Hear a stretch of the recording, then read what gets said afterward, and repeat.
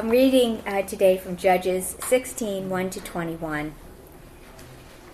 Samson went to Gaza, and there he saw a prostitute, and he went into her. The Gazites were told, "Samson has come here," and they surrounded the place and set an ambush for him all night at the gate of the city. They kept quiet all night, saying, "Let us wait till the light of the morning, then we'll kill him." But Samson lay till midnight, and at midnight he arose and took hold of the doors of the gate of the city and of the two posts, and then pulled them up, bar and all, and put them on his shoulders and carried them up the hill that is in front of Hebron. After this, he loved a woman in the valley of Sorek whose name was Delilah. And the lords of the Philistines came up to her and said to her, "Seduce him, and see where his great strength lies, and by what means we may overpower him, that we may bind him to humble him. And we will each give you 1,100 pieces of silver."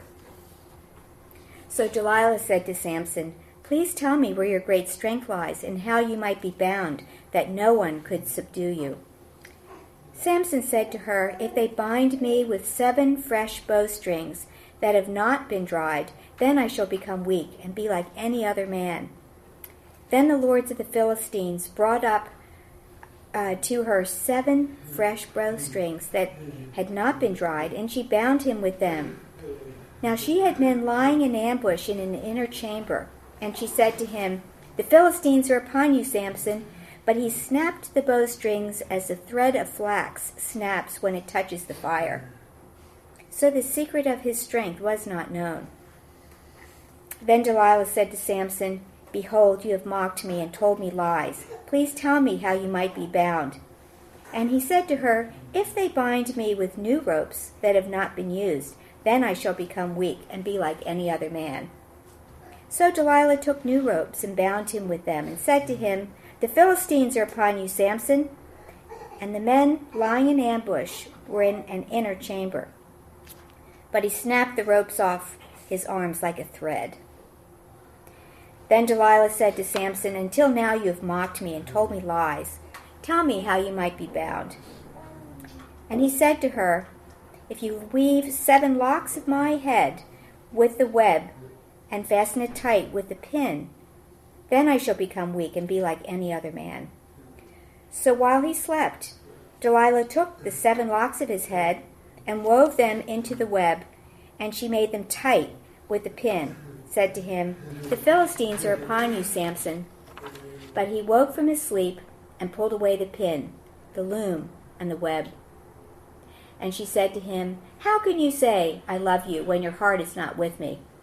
You have mocked me these 3 times, and you have not told me where your great strength lies." And when she pressed him hard with her words, day after day, and urged him, his soul was vexed to death. And he told her all his heart, and said to her, "A razor has never come upon my head, for I have been a Nazarite to God from my mother's womb. If my head is shaved, then my strength will leave me, and I shall become weak and be like any other man." When Delilah saw that he had told her all his heart, she sent and called the lords of the Philistines, saying, "Come up again, for he has told me all his heart."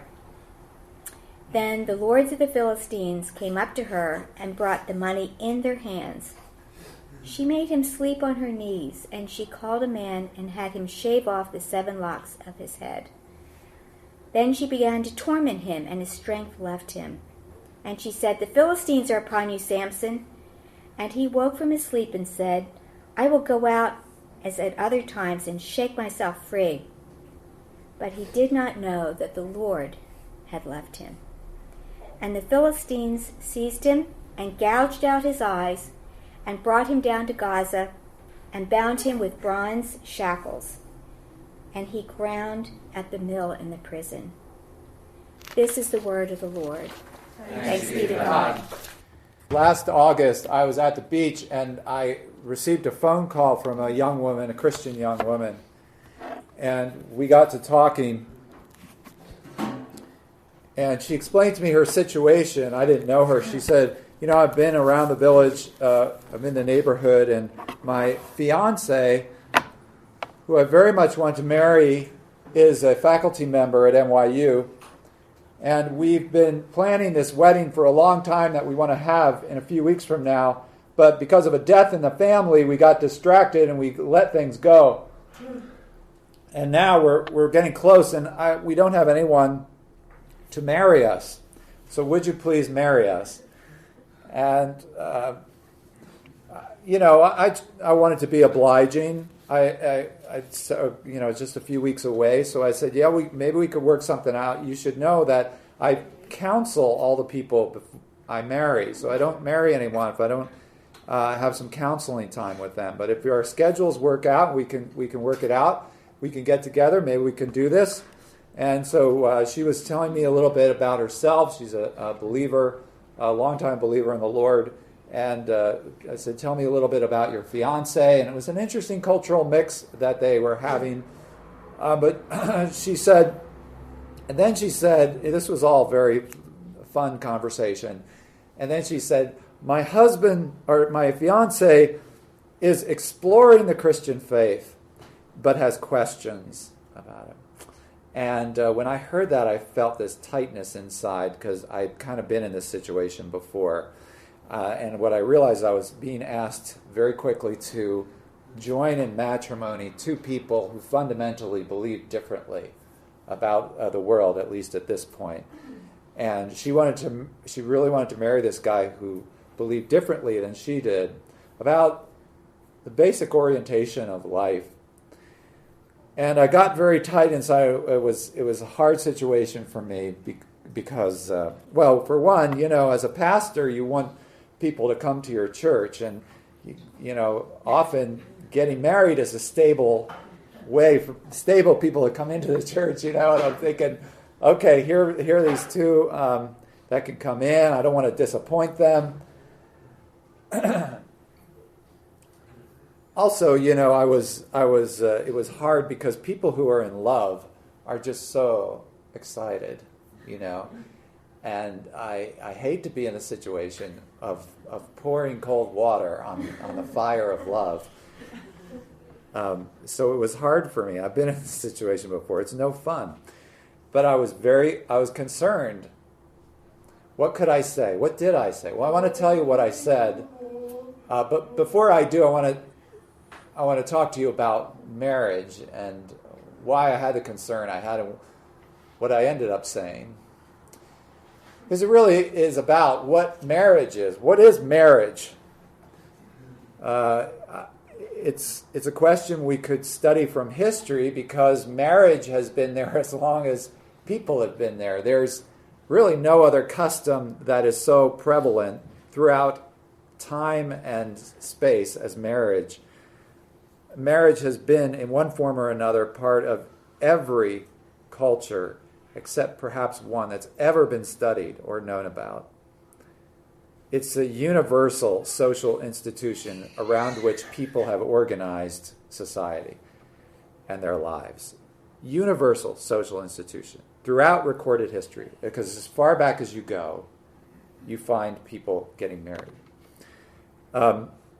So what are we to make of this? And I've been reading recently kind of evolutionary explanations for marriage as how marriage evolved. And the usual explanation that one gets, and people take this tack and say, well, it must have evolved because of some needs that were present in the population. The usual story is that women had a need to be protected, and they needed to have their offspring protected, to protect the offspring, right, to preserve and propagate the genes.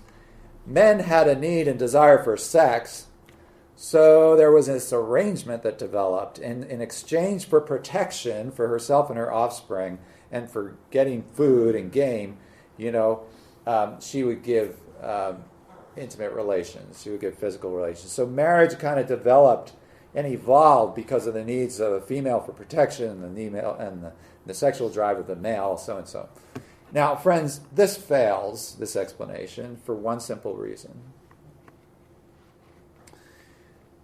All primates which according to the evolutionary tree are our closest relatives, all primates organize themselves without pair bonds. That is, there's no other primate that comes together in a bond that's a pair bond, as we do in marriage. In fact, none of the animal kingdom does this. And, sexual differentiation has been around for a long time. And the smallness of female, the smaller nature of females, that's been around for a long time. And yet, we have nothing even approaching this kind of need, being exercised in other primates. Stephanie Kuntz, the marriage historian, she puts it this way, quote, "In fact, when you look beyond superficial similarities, we find nothing," you hear that, "nothing in the animal kingdom that remotely resembles marriage," unquote.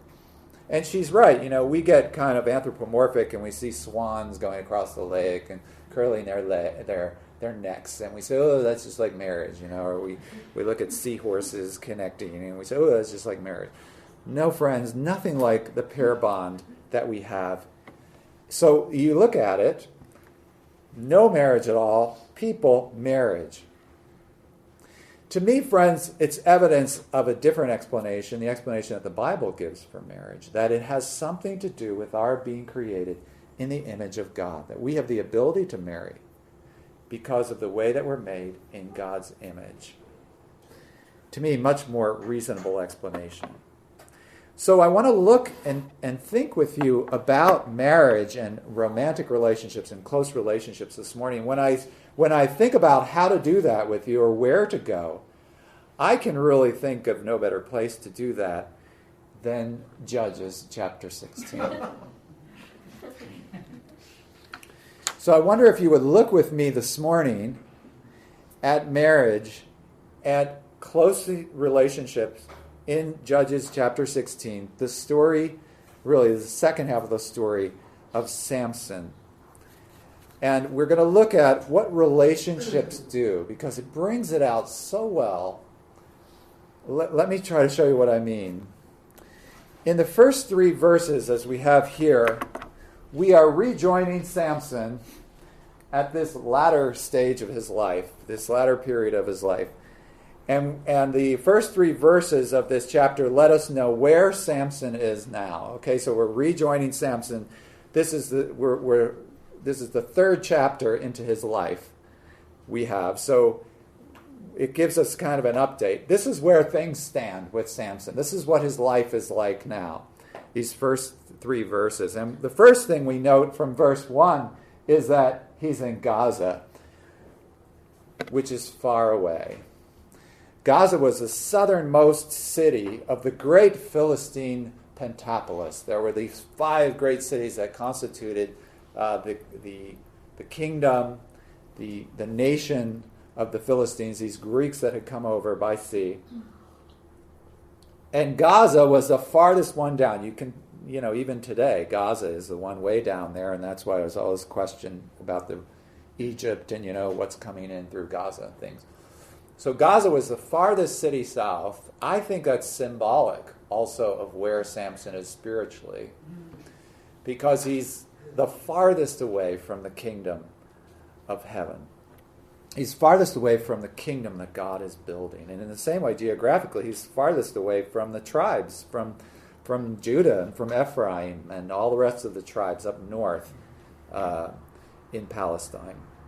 So he's the farthest he's ever been, really, spiritually from the kingdom. What do we find him doing in these verses? He's still doing whatever he wants to do. He grabs these, he comes out, he finds these folks in waiting, these guys who are going to kill him, and he just gets angry at them. So he picks up the gates, and he pulls them out, and no one could really carry these gates. They're just massive gates, and he picks them, and he carries them 40 miles.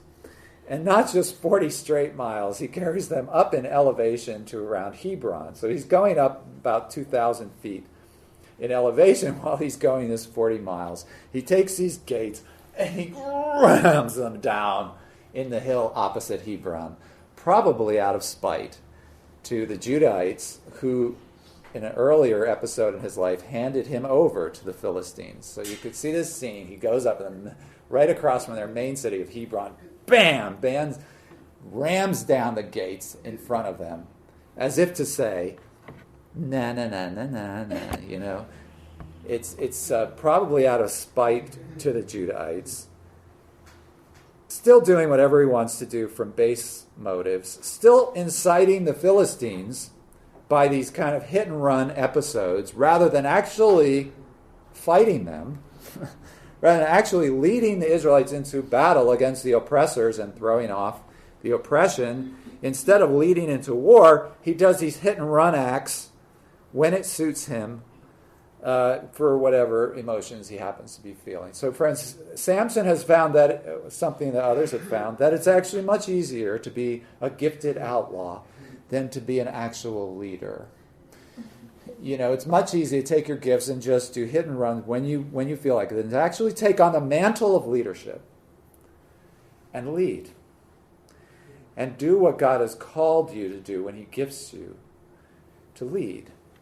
But it's much easier to just live this way, and so that's the way he's living. And so in doing this, inciting the Philistines, he's developed this reputation, stretching all the way down to Gaza.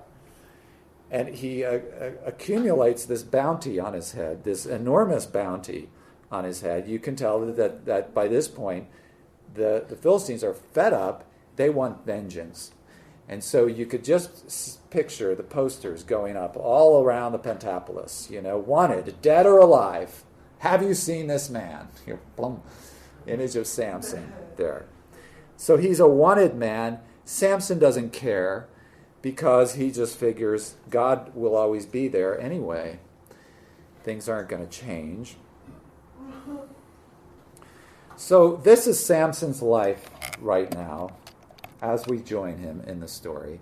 For our purposes today, I want us to especially see that Samson at this point has become very cynical about love.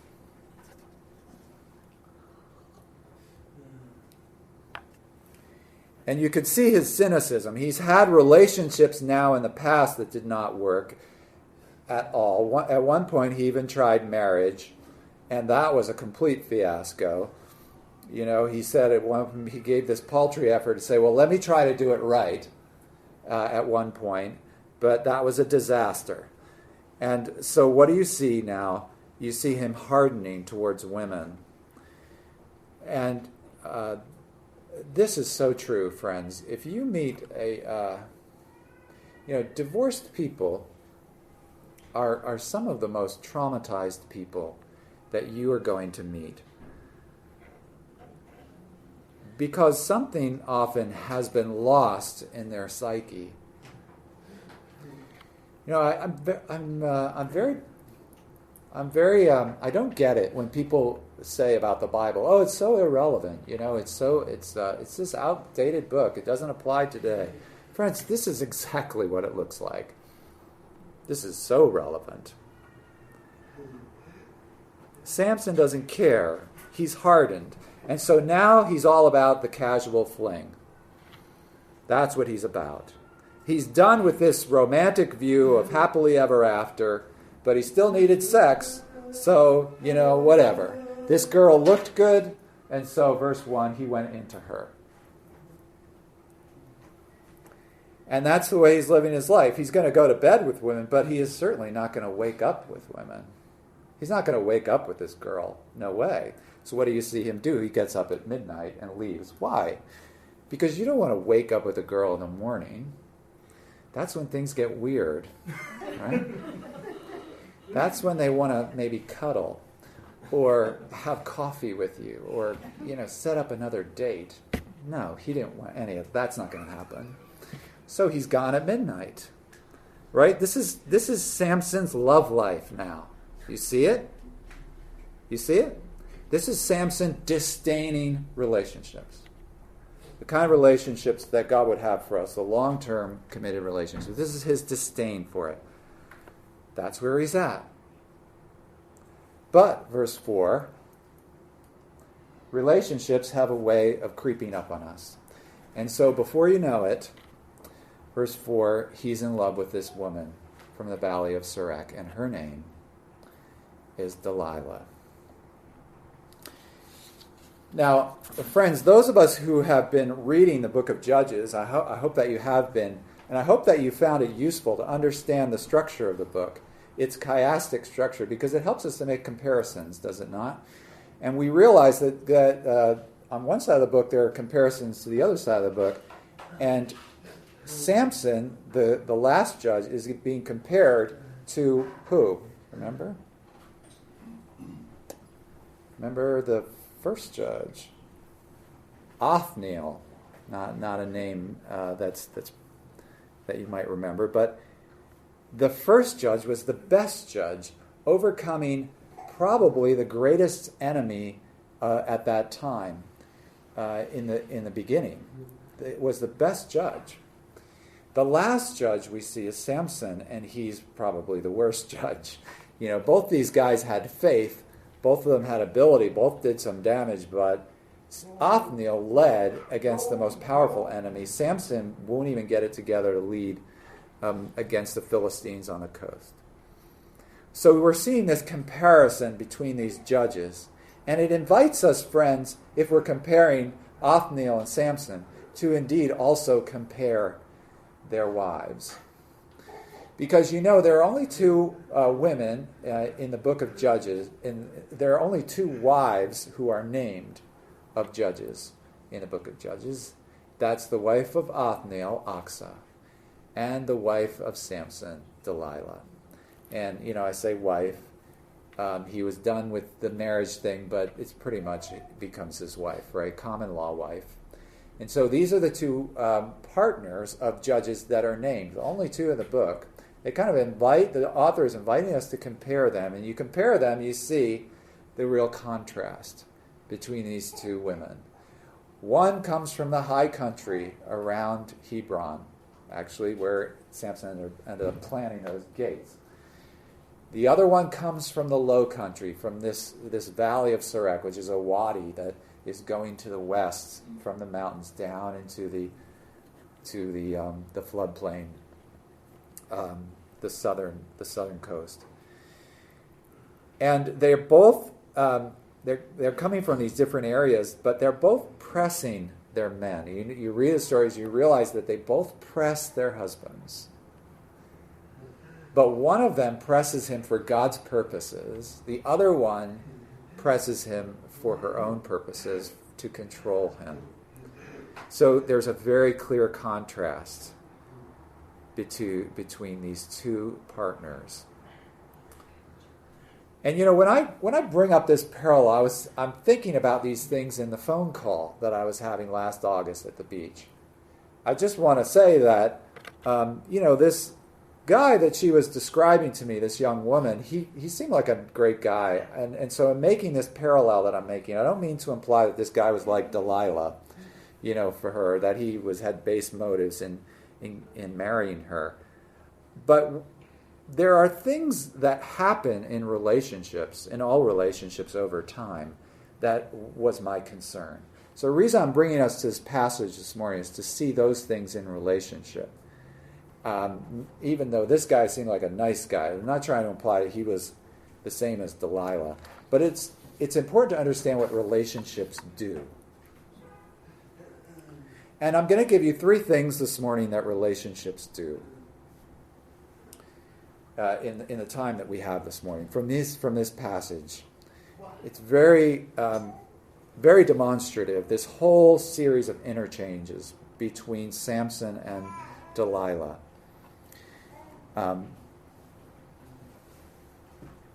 So let's look at those 3 things that relationships do. And the reason why we need to choose carefully when we choose someone to be in romantic relationship with. The first thing that a relationship will do is that it will reveal your strength, the strengths that you have, and the secret of those strengths. You see in verse 9, there's a phrase that's used throughout the passage, and here it is in verse 9, the secret of his strength, which at that point was not known. And this is what relationships will do. They will reveal your strengths. They reveal the strengths of your partner. K. Lawson Younger, a commentator, he asks a question, a very insightful question. He said, what do you think that Samson actually looked like? What do you think that Samson probably looked like? And he gives a very thoughtful answer, I think a very convincing answer, that he probably was pretty normal looking.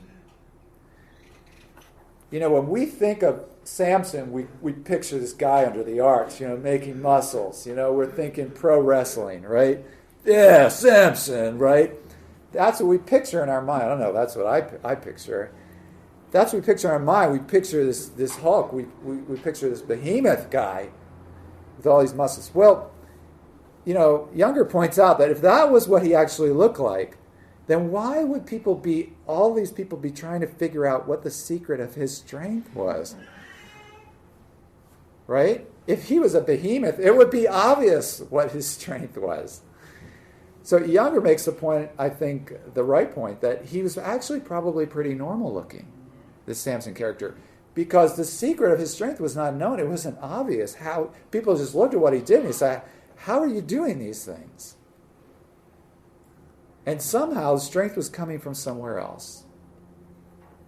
So this is a good thing for us to consider, friends, as we look and think about relationships, because this is what relationships do. They bring out things that aren't seen by other people. They bring out the strengths that aren't seen by other people. And this is what happens to you in a relationship. When, as you get into a relationship, as you experience the astonishment that someone might actually love you, as that's going out, there's certain things that happen to you inside, and your strengths come out. And it's not necessarily the strengths that everyone else sees. They saw a certain Samson. They didn't understand what was going on or where these things were coming from. But an intimate relationship brings out the source of your strengths. What makes you who you are. That's what comes out. And this is an involved affair. It happens over a period of time. It doesn't happen easily. And it doesn't happen because initially there are kind of false pictures in any relationship. And actually you see it in this relationship too. There are these false answers that come out. Well, maybe not entirely false, but what I call diverting layers aren't really the truth about Samson, but they are the things that come out in their exchanges, in their conversation. Bowstrings, ropes, not really. That's not really what it's about. But, this is the things that come out in the initial layers. And so when I have engaged couples come in, and engaged couples are usually very excited, and they say, we're just telling each other everything. We know everything about each other. I say, no, not really. I don't say that because, I don't enjoy pouring water on fire, friends. I don't enjoy being in that position. And actually what's going on is usually terrific. So I don't want to spoil the great things that are going on. But actually, they need to come to understand they shouldn't mistake the nice things that are going on, the ways in which they're coming to know certain things as really knowing the other person. They can't mistake that for what's going on. Really going through the layers till you get to what really makes somebody work.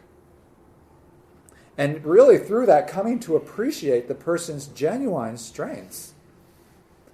What their strengths are. This is what happens in a relationship as time goes on. It's not these kind of diverting layers in the beginning. But with time, it is revealed to us. Unfortunately, in this relationship, in this deepening relationship, in this story, what we see is along with the revelation of strengths comes a widening chasm of trust. And when the relationships are not working well, those things are going on at the same time. There's distrust coming in while the relationship, while the strengths are getting revealed. And that brings us to the second thing that relationships do. Okay, not only reveals their strengths, but number two, it will reveal where you are vulnerable. Relationships with time will reveal where someone is vulnerable. Not always most obvious with a guy, but it will happen eventually. And we see it happen progressively, actually, in this passage. In verse 13, well, he gets to the bowstrings, not too much there, but so verse 13, he says the hair. Before that, there's these ropes. It's not really the ropes, but the never been used part. There's some truth in that. It's just got to go deeper. And then in verse 13, he starts talking about, it comes out, it has something to do with his hair. So you see these kind of getting deeper and deeper and closer to the truth. It wasn't wet flax, but then you're getting to the hair, and you're starting to realize it's something about this hair. And then, finally, it comes out. And I know that when you read this passage, you're probably thinking, Samson is just stupid, right? I mean, she goes through these things. How can you be made weak? And then he tells her, and then she does it to him. And she does it 3 times. We don't know if the guys in the back room ever came out or not, if that was revealed. But, couldn't he get a clue? You're probably reading this and you're thinking, boy, this is just stupid. This Samson is just stupid. Friends, he's not stupid. He's in love. Now, which one of you is being unrealistic here, irrelevant? Is it the Bible or is it you? He's not stupid. He's just in love. And this is why I don't get it when people say the Bible is so irrelevant. This is exactly how it is. And, the outsiders can certainly see it. People look in the relationship from the outside and they say, why does she let him treat her that way? Or why does he allow her to do that? And blah, blah, blah. And, it's clear to us, but it's not clear to them. Why? Because of what's going on in the relationship. So, yeah, it's coming out, and it's getting closer and closer to the truth. And Samson is just, he's also, he's a risk taker. He likes living on the edge, like many men do. They just are very comfortable with a lot of risk. Samson likes living that way. Though the point of a marriage relationship for men like that is to actually harness that risk-taking. They're actually good. There's a very good part to that risk-taking. It just needs to be harnessed. It can't be used as it's being here for pride or vengeance. It has its place, just not here. And so, verse 17, the truth finally comes out. And what is it? He told her all his heart. A razor's never come upon my head because I've been a Nazirite from before I was born.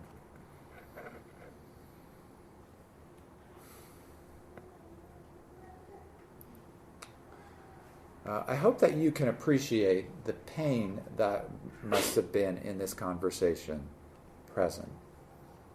For Samson, you realize for Samson this is a very painful thing to finally say. Probably hasn't said it to anybody. Probably very few people actually know. But this sacred truth finally comes out. I've been a Nazirite since before I was born. And you realize that this is the piece of him that he has not let go of. That this is the last piece of him that's left in the life that should have been devoted to God. There's the one thing that he's held on to. All the other Nazirite vows, all the other Nazirite rules of devotion he has completely violated and trampled upon. But there's this one thing of being a Nazirite, of being devoted to God, that he has not done. He has not cut his hair. It's the only thing left between him and God.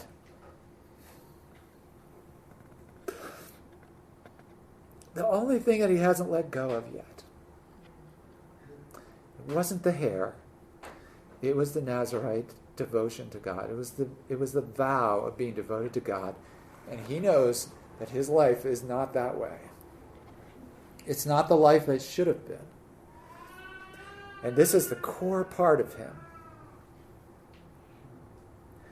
Now, friends, when you're in an intimate relationship and you get to this point, it's very important how your partner responds to you. Because usually, when you come to this point where you're most vulnerable, it's also the point where you're the most unreasonable.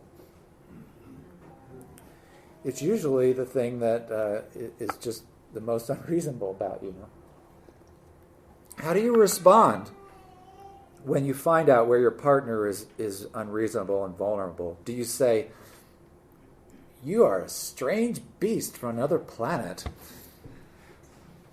Or do you say, "I will make a place for that in my life. I will see it as my job to accommodate the vulnerability in you"? And don't underestimate how hard that is to do in marriage. What do you say? Do you say, "Not cutting your hair, that's the stupidest thing I ever heard. You got to join the real world, Sammy baby"? You say something like that? Or do you instead say, "This is a strange thing to me that you're telling me, but I can see it. I can see how this is actually all tied up with your relationship with God. I can see it, that this is the issue for you. And you know what, Samson? I will make sure that your hair never gets cut." So you see, the right spouse, the spouse that would have been from the hill country around Hebron, the right spouse would have seen that, would have called him to that, would have found out eventually that this is what it's about, and would have directed him and enabled him to go in the direction that he should go. It would have called him to answer his calling and would have helped him get there. But instead, this revelation comes to Delilah, who uses it to torment him. And it seems very strange to me, but as I read this, doesn't it seem to you that she's tormenting him in his sleep? Mm-hmm. She torments him, and then verse 20, that's when he wakes. So it almost seems like she's tormenting him in his sleep. I don't understand. It's a very strange situation. I don't know if she's afraid of him or what. But whatever it is, it results in torment. Friends, here's the main point, is that an intimate relationship will reveal where you're vulnerable. And Samson finally reaches that point of surrender, of the last part of himself that belonged to God, and he surrenders it to Delilah. Now, are you ready to do that? Are you sure that you are going to be with a person who can caretake that? Someone who, even though it's strange, that deep part of you, can understand how your vulnerability is really your need for your Lord, and can help you there. Now, if you have someone who believes completely differently than you do, they might be able to support your faith and say, I support this person's faith, even though I don't share that. They might be able to say that to you starting out, but it's not the same thing when it gets to this point. It's not the same thing that you both need. So what your spouse does with your vulnerabilities makes all the difference in the world. And that brings us to the third thing that relationships do. Over time, most importantly, number 3, is that relationships will eventually show the different motivations that are there in you. In verse 5, back in verse 5, we get really an insight into Delilah's motivations. We get to see, Samson doesn't get to see. And the Philistine lords come to her and say, we will give you 1,100 shekels of silver each. There were 5 of them. 5,500 shekels of silver. Friends, that's an absurd amount of money. So we're not talking about just a nice payoff on the side. We're talking about being set for life. Not your life, just your life, your family's life, your children's life, your 3rd and 4th generation. This was the jackpot. This was hitting the lottery. So what we're talking about here is Delilah's security, what she's going to base her life on. And you see, in the end, what she's going to base her life on is different than what Samson needs to base his life on. Now, these motivations of what people are really living their life for, they don't come out in the beginning, because there are a lot of things at the beginning of a relationship that will obscure that. In the beginning, and not bad things, good things. We love the same things. We love to do the same things together. That's a good thing, but it kind of obscures what a person's deep motivations are, right? Or there's sexual attraction, another very good thing, kind of obscures the motivations that come out over time. Or you might have the same kind of dreams of basically your life, of having, maybe you will both want to have really successful children.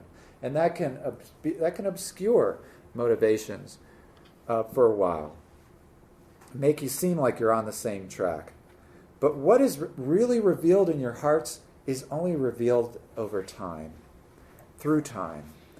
This is something that the Bible has preached for thousands of years and people have ignored. That one of the biggest things that your marriage will do to you is that it will change your goals. It will, because you will have goals that come together with the other person. And it doesn't matter whether you're complementarian or egalitarian or dictatorial, doesn't matter. Your partner's goals are going to affect yours. And they're going to be a hindrance or a help. They're just going to be this new thing forged together. So that is why the Bible tells us to choose well if you're in a position to choose. What is it that happens if you find out you're really motivated by different forces? Well, in this story we read about in verse 20 through 21, it's very tragic. First thing that happens for Samson is this humiliation. The millstone I find very significant. He's grinding at the millstone. And the millstone appears in this book in an earlier story as a principal thing in the hands of a woman. Because in those days, at those times, the grinding of the grain, using of the millstone, was the woman's work. So, the Philistines are humiliating him here. It's kind of ironic that he's overcome by this woman. All of his strength was nothing, no avail by this woman. And so now they're putting him in the place of this woman. But, worse than the humiliation,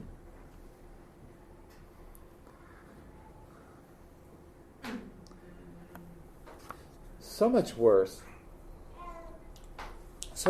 than the humiliation. You let us realize, friends, that the author is trying to tell the Israelites of his time, he's trying to give them a message for themselves in this story.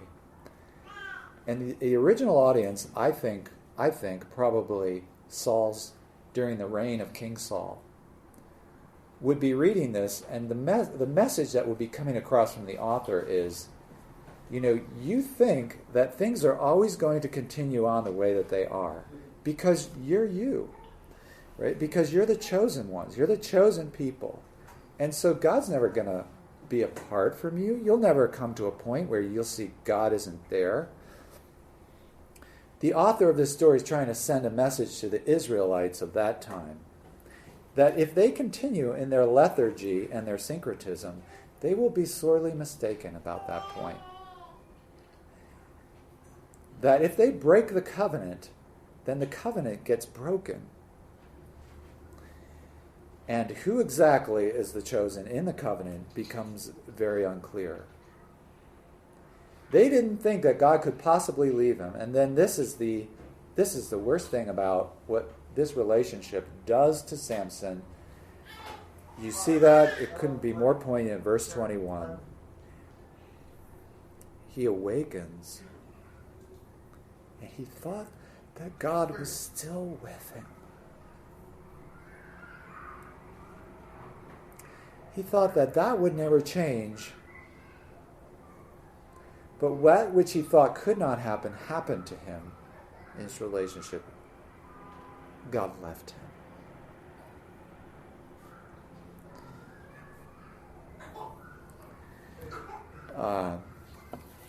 So all of these things and these ideas were going around in my head when I was on the phone in August at the beach. And you know what I said to her? I said, you know what I would very much like to do? You both sound just terrific. I would love to meet your fiancé. Love to sit down, talk with him, and explore the possibility that he could be introduced to Jesus Christ. And I would do that at your convenience. But I cannot go forward on your time frame here and agree to marry you. Things just need to slow down. Because of what I know marriage is, I cannot put you in that danger. This is a Christian believer I'm talking to. Even though he's a great guy, there are just things that have to be revealed over time, and that may show you're on very different paths. So I said something like this to her, and it was a very friendly conversation. But I never heard from her again after that.